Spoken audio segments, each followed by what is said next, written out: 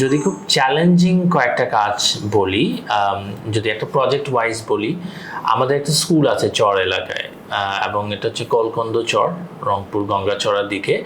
So এই চরে কাজ করার এক্সপিরিয়েন্সটা একেবারে ভিন্ন। যেমন অনেক বেশি চ্যালেঞ্জ, তেমনি অনেক বেশি ইন্টারেস্টিং পুরো বিষয়টা।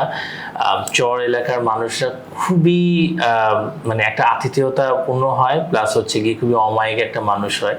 তো তাদের সাথে কাজ করা, সেখানে স্কুল সেট আপ করা, বিভিন্ন প্রজেক্ট নিয়ে কাজ করা, সেটা অবশ্যই একটা চ্যালেঞ্জ এবং ইন্টারেস্টিং দুটোই আছে।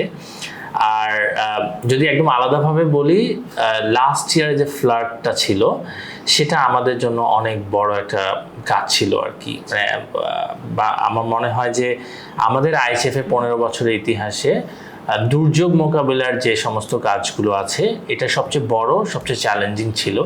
আমি নিজেও ফিল্ডে ছিলাম, কাজ করেছি, অনেক অভিজ্ঞতা হয়েছে, অনেক নতুন মানুষের সাথে পরিচয় হয়েছে, অনেক তরুণ যারা আমাদের সাথে কাজ করেছে তাদের সাথে একটা কাজ করার, তাদের অভিজ্ঞতার একটা সুযোগ হয়েছে। তো অফকোর্স মানে এই কাজগুলো আমাদের জন্য আসলে খুব সুন্দর, বড়, চমৎকার এবং খুবই চ্যালেঞ্জিং ছিল আর কি।